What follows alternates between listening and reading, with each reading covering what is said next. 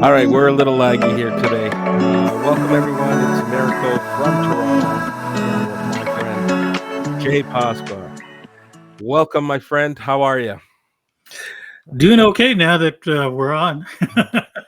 All right, yeah. So we ran into a technical snag, nothing we haven't previously encountered, but here we are. We're live. We're back for episode 3. I'm excited. I have a fantastic lineup. But before we jump into a little bit of storytelling, today's agenda. Actually, you know what? Let's do the introductions, and then I'll get into the agenda.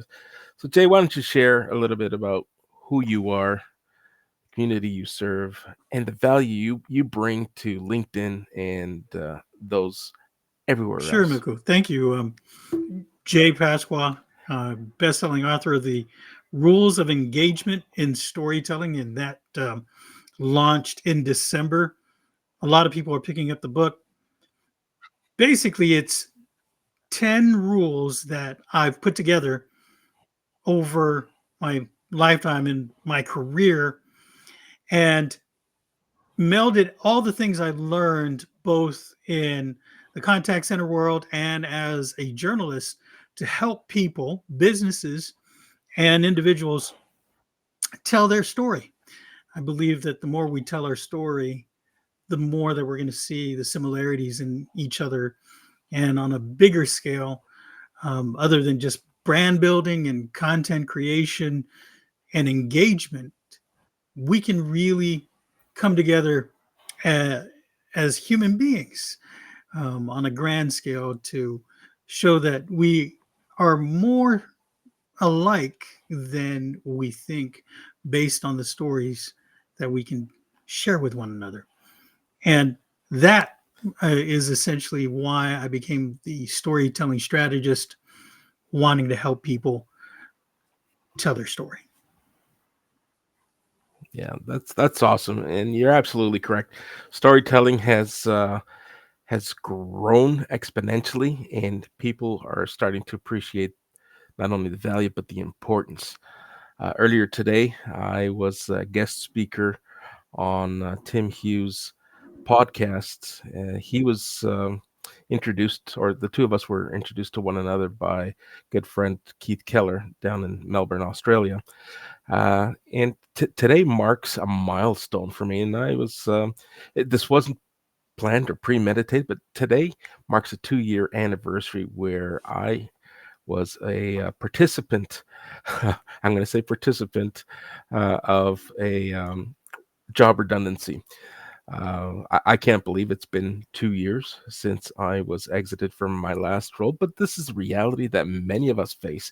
And today, I was brought on as a guest speaker to talk little bit more and share my story in terms of my pivot and the message and the story that I'm sharing that are helping others, not only who are living through similar pivots, but also raise awareness for those like myself who many years ago shrugged it off and didn't think that this would happen to me. You know what? I got a decent education, got a great job. I'm drinking the corporate Kool-Aid. I'm doing everything that I'm being asked to do, going above and beyond, great annual performances. And then you realize that the show is over and the curtains are pulled on you.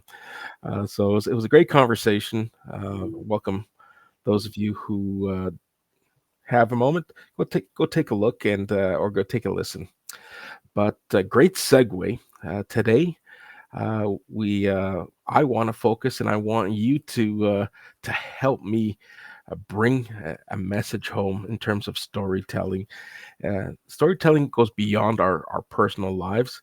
It also plays a tremendous part in our working life. So for some of us, we work in a corporate environment. Others, we work for ourselves and are building a business brand. But I wanted to earmark today's show, and we'll probably need to roll this into a couple of episodes. Key ways to use storytelling in the workplace. Now, I have some great questions lined up for us to discuss. I have been working on some graphics also to share so that we can then also repurpose this and share this with our communities for those who consume content in shorter bite-sized pieces. So, why don't we just jump right in and start the conversation? And our first question is really around the important aspects of effective storytelling at work and what makes storytelling authentic. And I think that's a great question. I'll let you kick it off, as this is your area of expertise, and then I'll chime in with a few things and thoughts of my own. Yeah, absolutely. What makes a story authentic? Well, when you're coming from a place of experience, right, you are going to be able to bring that story to life in such a way that nobody else can. Nobody has experienced what you have. I come from Guam and I started out in the storytelling business as a reporter. You don't have that same experience. That, to me, would allow you to bring that authenticity to the conversation. When you come from a place of experience, insight as a result of that experience, the history, your personal history, all those things come into play when you're telling a story for the majority of times that you do it. And as long as you're bringing something that you've experienced, it's happened to you, this is a reality to you. Now, while it may be different from other people, you are going to resonate with them in the message that you bring because it is a personal insight and it comes from experience. So, authenticity starts with your experience, your insights, and the history that you bring to the conversation. That's excellent. I had a little fun earlier today because when while people were talking and defining storytelling as a subject matter, I used to call it something else. It was about really creating imagery, and it got me thinking: is this an opportunity to start bringing graphics and help visualize what we're talking about? And would bringing graphics into the conversation help people better understand and appreciate, and maybe even take away some nuggets of information? So I started tinkering a little bit with it, and here's how I kind of brought my boardroom thinking and my maybe my PowerPoint expertise in building trust or building authenticity. For me is really about being genuine. Make sure that your stories, like you said, are based on personal experiences, but are also genuine. You don't want to be making stuff up just to for the sake of filling time with a story. Uh, Understand your audience, foster lasting impacts with your audience, and bring an emotional connection. And you'll know very quickly, and I'm sure you can attest to this, and you can share some examples. As could I, being in front of a room or at a table and sharing a story, and you see the eyes glazing over, and you know that the only person excited about that story is you. So, and sometimes authenticity, despite best practices saying, be authentic, be genuine, make it personal, make it emotional, but also make it relative to your audience. Yeah, looking at this, um, I talked about the book, The Rules of Engagement and Storytelling. These are actually part of those rules. Um, knowing your audience, that's the first rule of engagement. You have to know your audience to be able to bring that message to them. You have to think about how can I relate to the audience that's listening or reading my story. Personal experience, I already spoke about that. The emotional connection. There's two. rules. One is don't fear adversity, because in adversity you're going to be able to show exactly through that adversity how you handle that struggle, and people are going to be able to relate to you. And so that, I think, is one of the things that you could talk about when it comes to emotional connection. The other one is using emotions to tell a story. And there's really one clear example when I worked in the call center business. Now, as a manager, you take what they call escalated calls, calls where they don't want to talk to the agent anymore and they want to talk to somebody in charge. And during this escalation, I think I mentioned this story before, but she was so upset. She was cussing people out. She wasn't listening to anything that we were trying to do to help her. And this particular account, they dealt with TV issues. And we just couldn't figure out why is she getting all upset about having to program a remote? And she spoke to two agents and it just got out of hand because she was so upset. Finally I got the call, and as a manager, um and again she did the same thing. Well, long story short, I explained to her what I went through when I lost my entire home, and somebody, because I decided I was going to cut off service as a result of losing my entire house. I said, hey, and this is back in the days of cable. And I said, hey, I just want to cut off my service.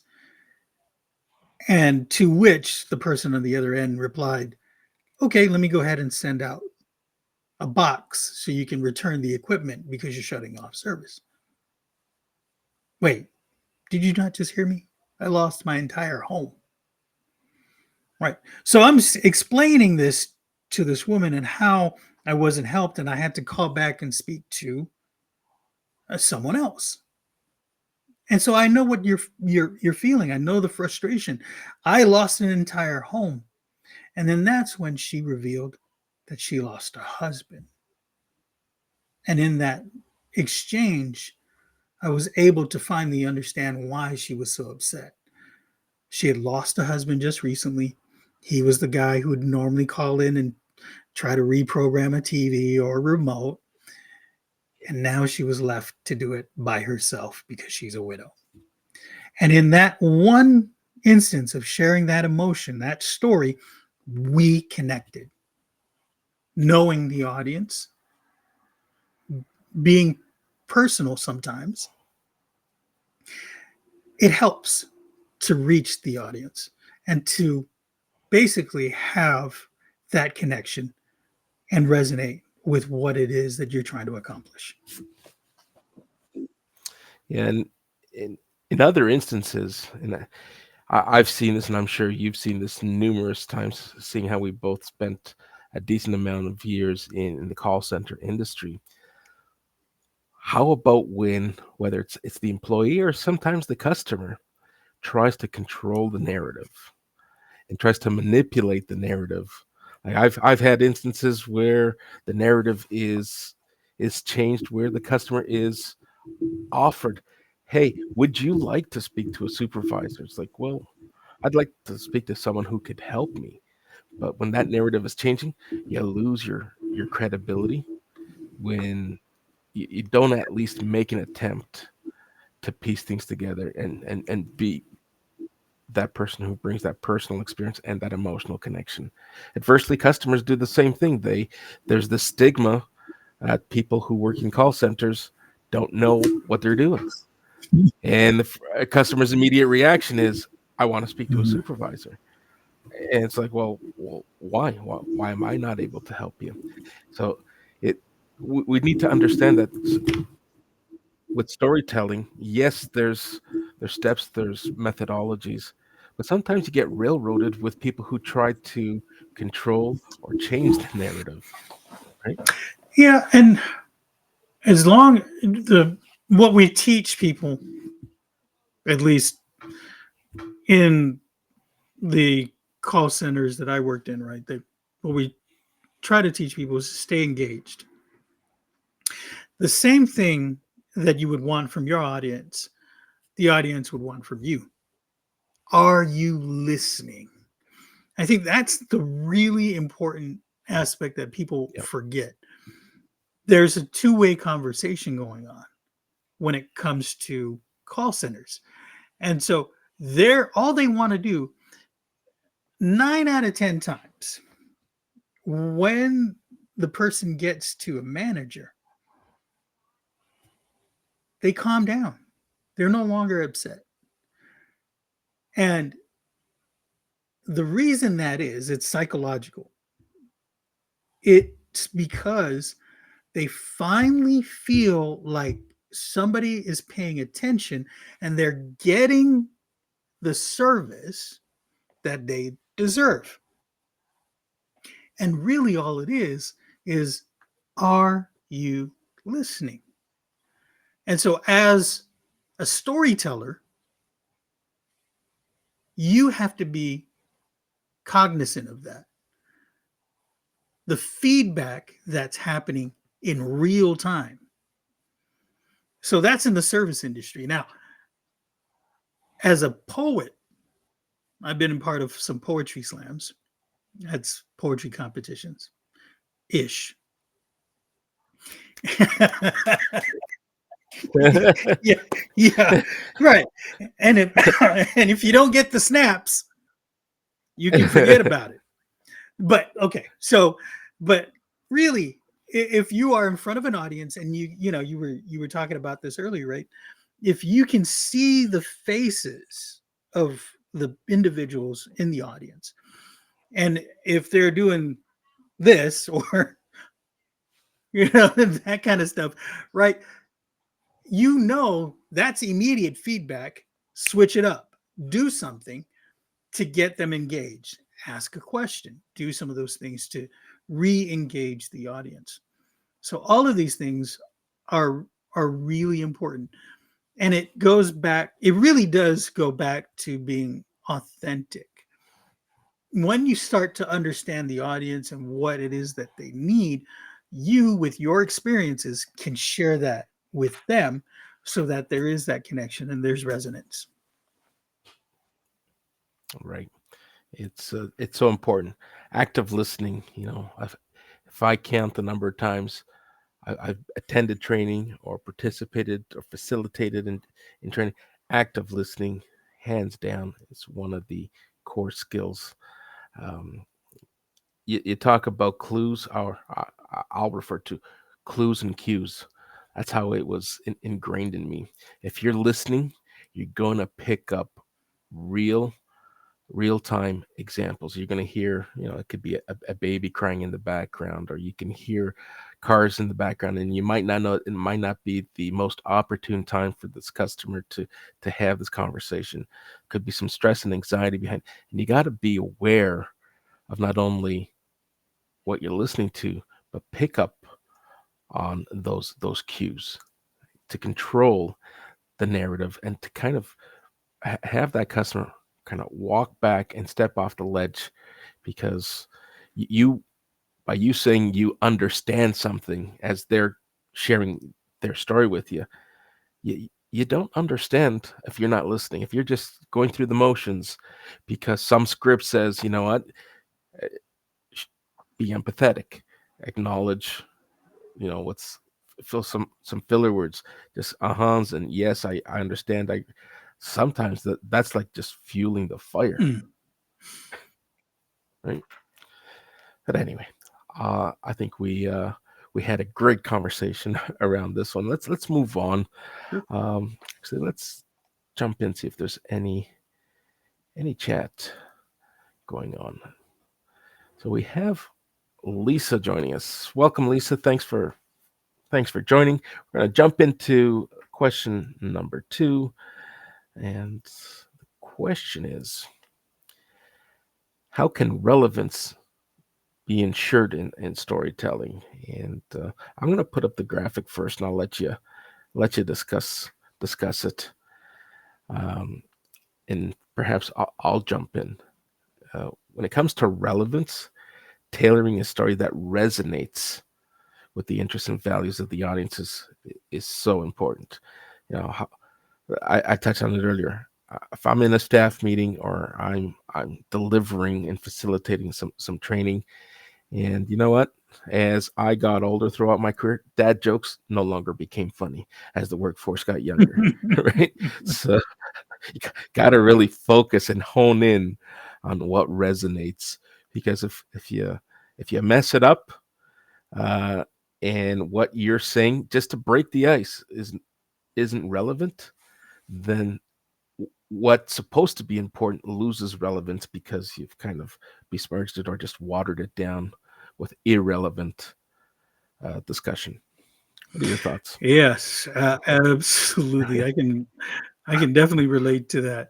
Um, Dad jokes are sort of my forte. You can ask my kids.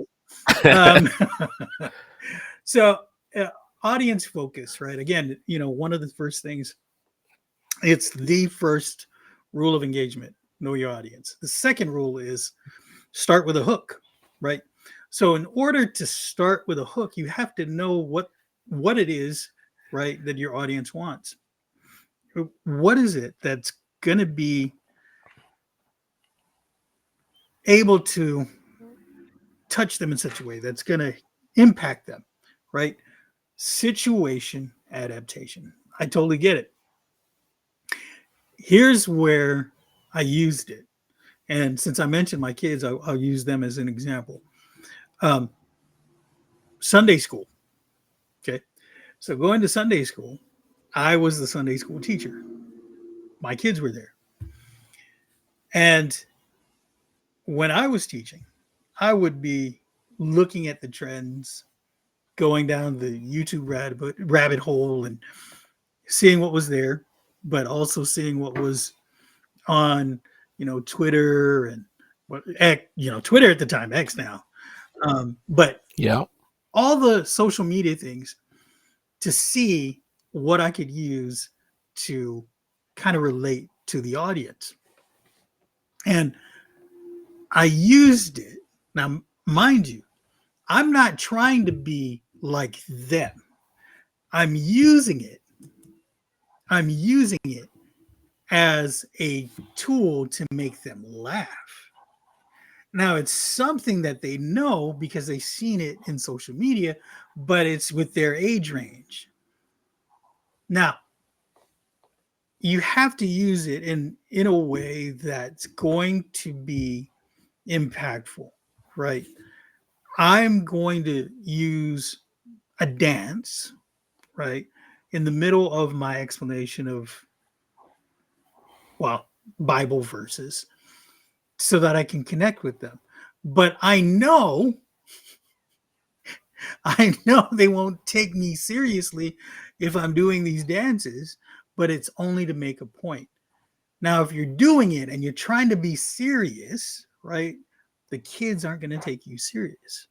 So you have to be aware of that. And again, you know, poetry slams, if I'm seeing the audience like not engaging, not clapping, not raising their fists or anything like that, like I know my message isn't hitting them. If they're dead silent and they're talking amongst themselves, I know how to switch it up. I know this is the time that I need to re-engage them. And so I yes, situation adaptation. You have to adjust the story so that you get them back in. You reel them in and keep them in the entire time. Yeah, uh, I have a couple of stories that will try to keep them lighthearted. I know you touched on Sunday school, and I had this one person that worked with me, and he was just a fantastic person. And HR kind of cautioned me, like, be careful where you're treading with. But I felt that I had built such a strong leadership and trust in my team that I could leverage situation and adapt to what I knew from my direct reports. And this one person had a great personal brand in their community. Same idea, Sunday school, a leader with the youth, and I tried to extract that from him. It's like, there's so much potential, and you being one of my top salespersons, and you know, if you were to apply, and here I am trying to paint this picture. It's like if you apply the same effort and energy you do in your community, people are going to come running to you because you just people want to hear what you have to say. And it was a difficult message for him to accept. It's like, well, we're comparing two different subject matters. We're You're comparing a service to a Mhm. belief, and he couldn't see the two. So it was about creating that image in his head and correlating. And you know what? He became my top seller. Once it clicked, once that story resonated with him, he people were just, as I had thought, the potential came to life, and people were just running to him, emailing him, calling him. It's like, hey, I'd like to learn more about your products and services. And it works, of course, my friends in corporate would question. It's like, hey, try to keep religion and politics out of it. But that was his strength, and I wanted to embrace his strength and help him understand how that strength could help him outside of his weekend involvement in this community. Totally makes sense. And when I realized how I could relate to my kids, anybody who was joining my team who was much younger, close to my kids' age, I would use some of those same tactics that I use in Sunday school to be able to to relate to them, people on my team. So while the setting may be different, the storytelling is going to remain the same, right? As long as you understand who the audience is, right? You're not going to, you don't want to sit there and you're in the middle of a sales meeting and you go into, you know, full on sermon, right? That's not what, that's not what we're trying to accomplish.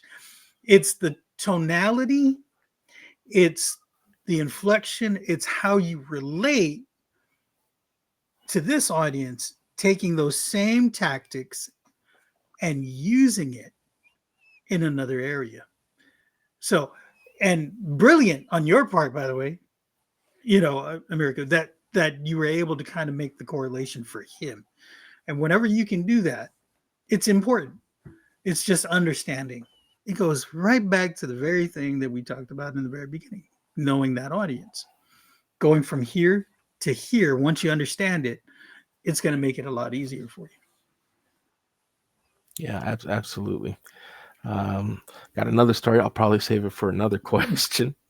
Man, it's I enjoy these storytelling pieces because it allows me to reminisce through my past and some of my life's lessons, some of the things that I tried and worked well, and I pass on to others, and some of the things that I've tried didn't work so well, and still share with others as to what not to do. Why? Because I tried it and I failed miserably. Um, all right, so what is the importance of structuring storytelling? And listen, I'm going to be the first to put my hand up.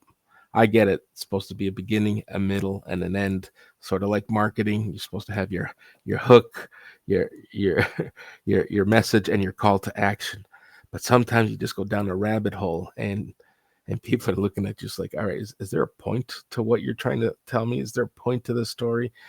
Uh, how do we stay focused? How do we help our audience and our listeners who are going to consume this content? How do you stay focused and structured? Is there a best practice that you talk about or share? Yeah, it's the easiest practice. Write it down. There's nothing like going into that morning meeting, right? The one that's going to start your entire day, and you wing it. And I used to tell my team, there's no winging it, dude. There's no there. I'm not your wingman. We are not on a date. This, this is not that kind of thing. What you need to do is I need you to write this down. And I don't want you to write an entire essay. Just bullet point the things that you are wanting to discuss and stick to it. There's a really he's an influencer now, but he's also a great marketer. He's one of the very first guys to take wine to an e-commerce level that's crazy phenomenal, and it launched his career. And I'm talking about Gary V or Gary Vaynerchuk. And when you listen to him, one of the things he says is, and he now mind you, he runs an entire corporation, right? He tells his entire staff, we're not doing an hour meeting. He's of the opinion and experience that 15 minutes is really what we need. Now, you can't do 15 minutes if you're all over the place and going, what was I going to say next? Oh, yeah, that's it. Yeah, it's not going to work. Write it down, put it in bullet points, right? You don't have to write an entire essay. Then it won't be 15 minutes, it'll be 2 hours, right? So, that's really for me one of the easiest things that I could implement for any one of my team members, right? Is to write this stuff down. And I'm the old school tactician guy where it's got to be on a piece of paper, right? With a flip notebook, old school. Nowadays, you can have a tablet, you can have, a computer with a touch screen, and you can speak into the thing, right? To put your notes out there. Whatever it is that allows you to get your thoughts from here to there, do that. All right. So, how about the Urban Dictionary myth? Fake it till you make it. Yeah. It's like, how often have you been able to see right through someone who's faking it till they think they're making it? Mm, It's it's pretty easy, right? The story starts to kind of deviate, and you can't really piece it together, and you start questioning the integrity, the authenticity, and things just don't make sense. No matter how much you try, and how much charisma you have that you think you can do it. Hey, I like shooting from the hip. For the most part, I feel that I'll agree with you. Writing it down is great. But if I get extremely structured, I don't function as well, right? But have it written down, memorize it, have it handy if you need to. Uh, just take a peek. But yes, I agree. Writing it down, having it some form of um, yeah, and now AI and technology has made it so much easier so much to easier. Yeah. m- but advice to anyone who believes that faking it till you make it is a strategy that's going to get you success. Hey, it might, but let me tell you, that learning curve or that trajectory is so long and so steep that it's not worth the energy. It's not worth the reputational damage that you're giving and providing to yourself. The well, let me put it this way though. I like what you're saying, America, but how about this? How about you know the subject, but because you are all over the place, you didn't write it down in bullet points, you sound like you're faking it to make it. That's the problem, right? A lot of us, we think we know what we're doing, and when we say it out loud, it's like, oh, wait a minute. No, that's not what I meant. And see, when you start writing it down, you start to see, literally see that, oh, yeah, wait a minute. No, no, no. Maybe I shouldn't talk about that. Maybe I should talk about this thing instead. And this is why it's important. Very good point, because that we're going to touch on next week with real life examples, and I'll just kind of kick it off and share interviews. If you're open to work or if you're not open to work, hey, storytelling plays a huge role. And you know your stuff, you know your subject matter, and you're put on the spot. And tell me about a time.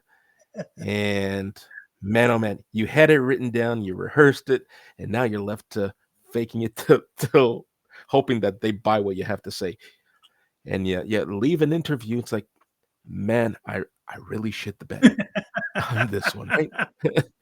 I knew the answer, and the minute I opened my mouth, just none of what I wanted to say or none of what I had written down came out of my mouth, right? Yeah, that's the last rule in the rules of engagement in storytelling is practice and refinement.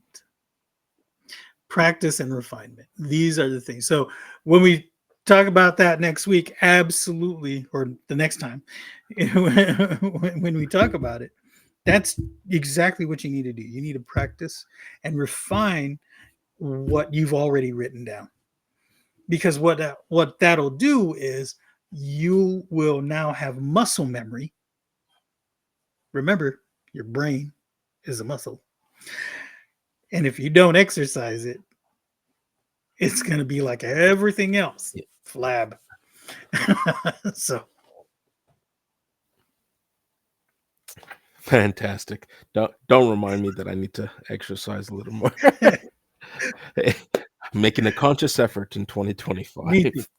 Up until 20, you reach a certain age, it's like my go-to phrase, hey, you know what, I'm going to the gym, you want to come with me, let's make this year's new year's resolution to stay in shape. And I would, for a long period of time, I used to kind of laugh it off. Hey, round is a shape.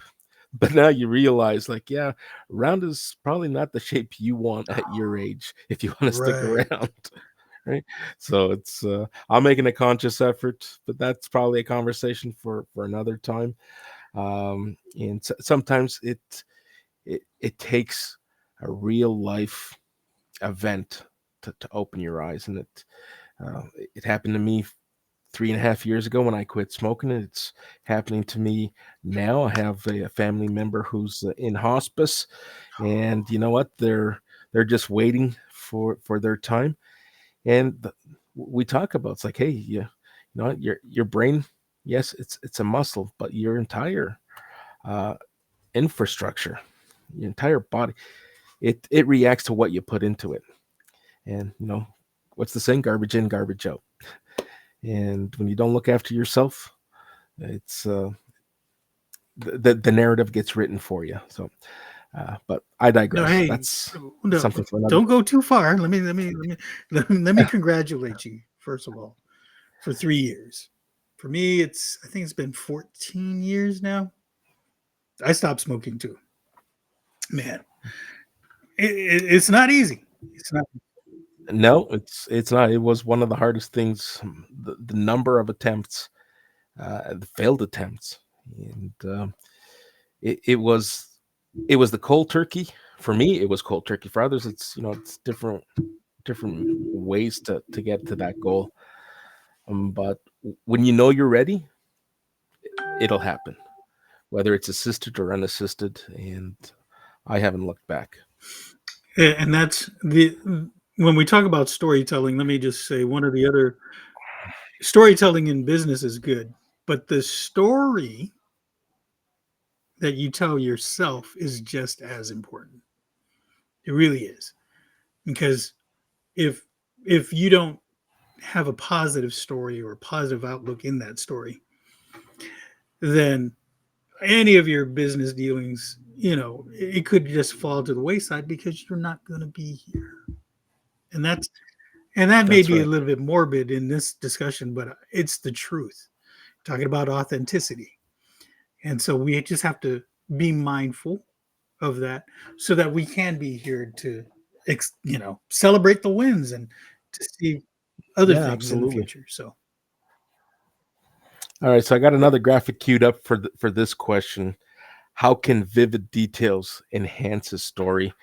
And I really like this one because it touches on pros and cons, and we could probably appreciate uh, both sides of this table. While storytelling is engaging, it helps your audience create that mental image. There's also downsides if you don't approach this as if you don't approach it effectively. And we touched on it earlier. You can overwhelm your audience very easily. You can distract your audience.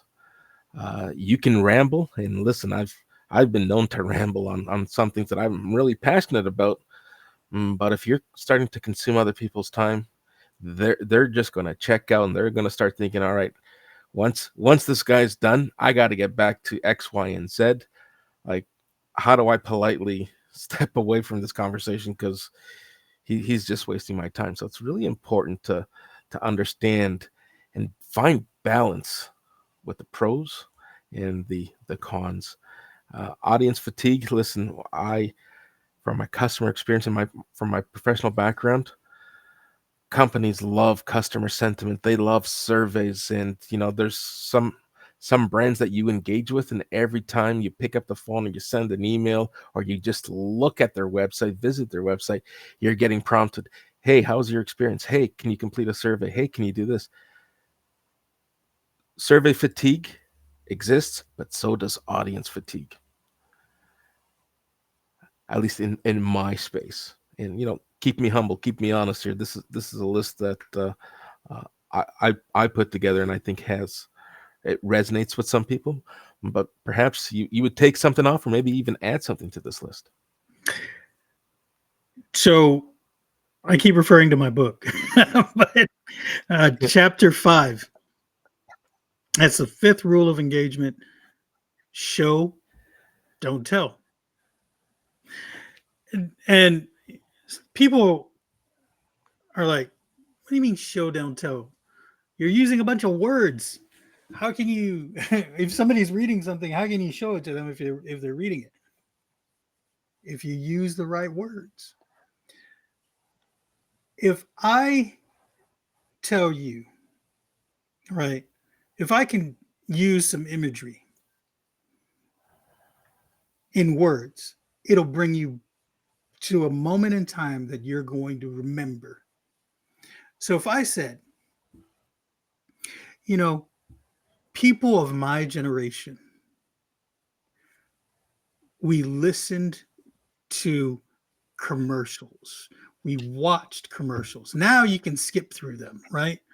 But back in the day, you had to sit there through it all. But you remembered jingles and things, right? And if I said something like, the best part of waking up, can you finish that? It's Well, Folger. it's Folgers, Yeah, right? But see, and this is how we can use words to elicit imagery. We can remember those things. That is how I just help you remember a thing by using a jingle. But what about the smell of coffee in the morning?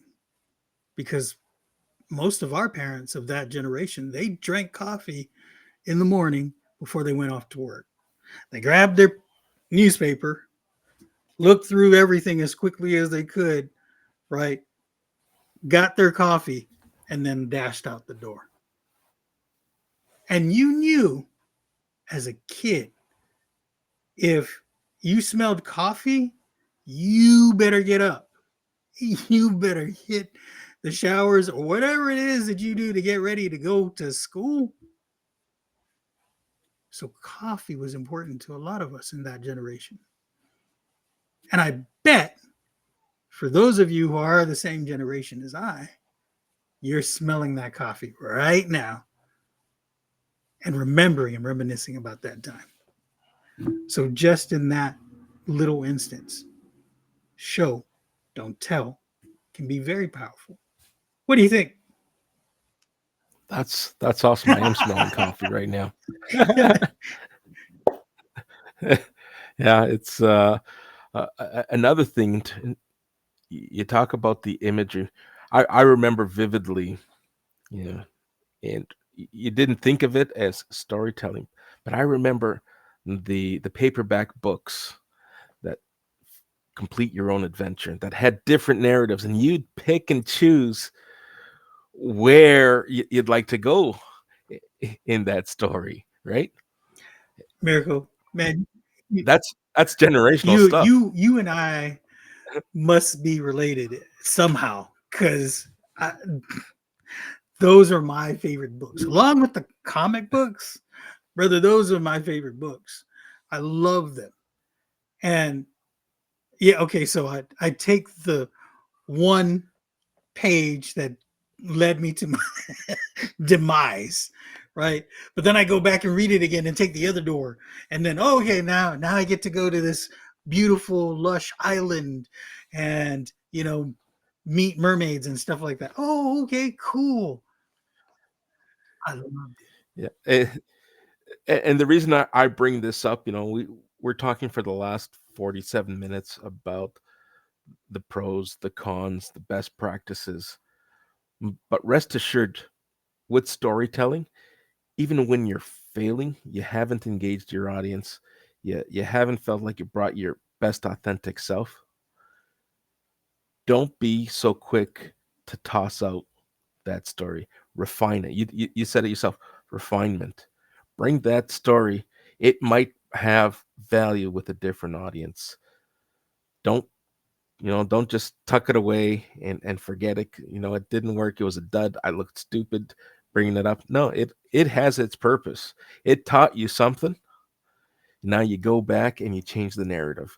Instead of picking the outcome that you ended up with, what were the lessons learned? And you come back and okay, maybe less exaggeration next time, and just being, whether it's humility, try to bring more emotion. But I guess the point I'm trying to make is you're always learning and always retooling and refining.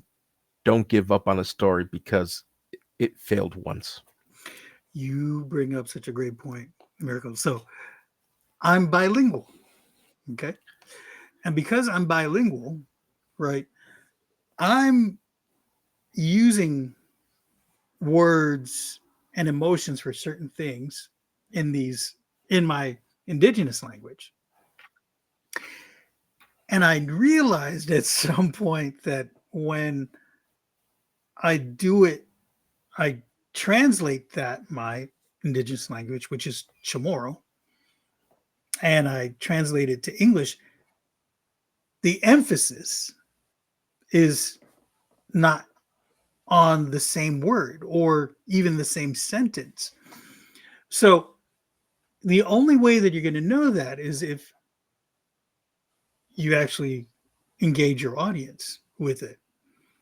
And if you see that they're not engaging with you, then you realize, well, maybe it's lost, literally lost in translation.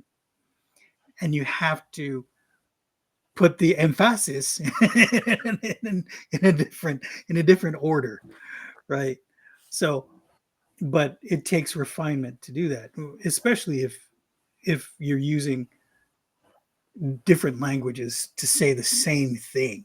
How is it going to land with the audience that's in front of you? So That's right.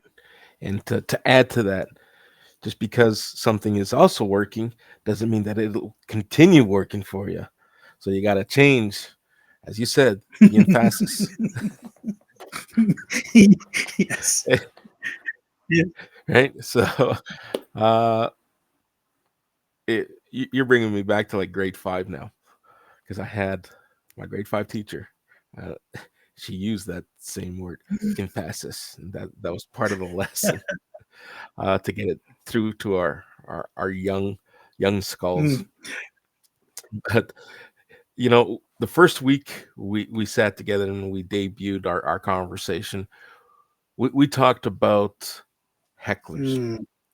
Now let's flip the role. And what can you tell me in your expertise? Because I know that I've been befuddled, but trying to re-engage an audience, and you put someone on the spot and you ask an open-ended question. So, what are your thoughts, Jay? And Jay's got that glazed look on his face, and it's like, oh, what? You kind of rattled him. What's the best practice to kind of keep them engaged? Because if they continue with that glazed look, you not only look silly, but you kind of lost the rest of your audience. So if this is, there's a little trepidation sometimes in doing this. And yeah, that's one of them $5 words. Um, trepidation. There's a little fear when you when people do this, right? Because you don't know what you're going to expect. Now when you tap on somebody, especially the guy that's got the glazed look, right? You don't know what they're going to say. So here's how you do that. You give them the illusion of choice. You're going to ask them a question, but the question is going to lead back to the answer you want. And you just give them two answers that you know the answer to. And they should, if they were paying attention, right? You don't want to leave it open ended. If you leave it open ended, then that's when it could go down the rabbit hole. That's when, you know, oh yeah, I was listening for you to you for 2 hours and I totally disagree, and this is why. No, no. So, you know, hey, we were just talking about storytelling in the workplace. Was there ever a time that you were in a meeting at work and you were listening to something, a compelling story, or is are all the meetings to you boring? Two questions, still related, and now you're controlling the narrative. Excellent. Yeah, it's similar tactics I used when I was in sales. People buy for three reasons. They either want the best price, the best value, or the best of whatever it is that they're looking to buy. And you always position yourself to put two of those three options. Right? You're having a conversation with your prospect and you're trying to discover what's important to them. Is it value? Is it, just they want the best because it has resilience, it has longer life expectancy, and you corner them. It's like once you know two out of the three, it's like which of these two are we going with? Which of these two make the best sense for your Right. organization to move with, right? So it's the same ideology. The illusion of choice. Excellent. The illusion of choice. Yeah.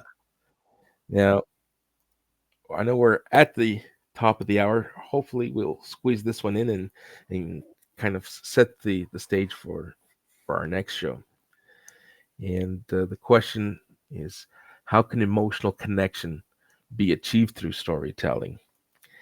And I'm sure you have a reference in your book, and I know we touched on it throughout the entire hour. But for me, it's make it relatable to your audience.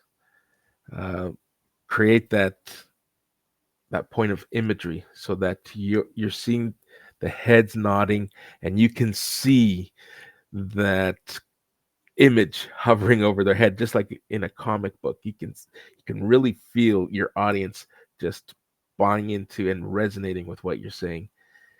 And it evokes some empathy and understanding, not too much empathy because people will call you out on it if it doesn't come off as being genuine. So yes, chapter chapter 7. It's simple. It says use emotion.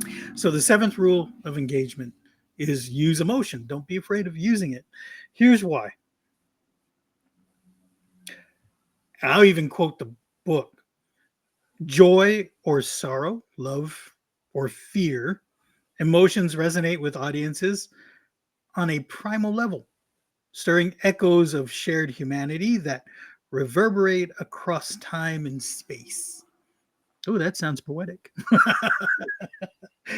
Yeah. So it's really what it is. I may not be of the same religion. I may not even be from the same country, but I'm a human being and we all know emotion. I know what love is. I know what fear is. I know what joy is. These are human emotions that we all know all across the globe. How we experience them, that's really, you know, how you grew up. Those are your personal experiences. But as human beings, we know emotion. And so the more that and I will argue that storytelling is the best way to connect with someone on that emotional level. Hey, I've made a commitment to myself with everyone that I co-host other live streams with, that because of our great success and our passion for storytelling, I'm now incorporating and trying to kick off each of my lives with a story that's relative to the subject matter we're gonna talk to. So you talk about that muscle memory. You kind of encouraged me to not only dedicate this time to storytelling, but also apply it wherever possible and kind of help all my live streams and all my subject matter and the value that I bring to my customers and my community.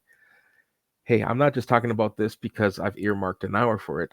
I'm now putting it into practice, and you're going to see me articulate myself through storytelling. I'm going to bring everything together, and you know it's working really well. It it drives more engagement, or improved engagement. It it's one thing to be able to tell someone, hey, here's here's what I need you to do if this is what you're looking for in terms of outcome. But if you're not practicing what you're talking about, that's all for naught. The miracle's just blowing sunshine up my backside with the storytelling thing, right? And listen, it's been resounding, and in a very short period of time, it's I'm seeing a tremendous improvement. It even changed the way I think when I'm writing, because now you got the juices flowing. The storytelling, I talked about stepping away from being a keyboard warrior, but now it's like, all right, it's become easier to be a keyboard warrior because I can now piece things together and evoke that emotion slightly better than I was in the past. So that's my that's my closing uh, monologue for today's show. It is the top of the hour.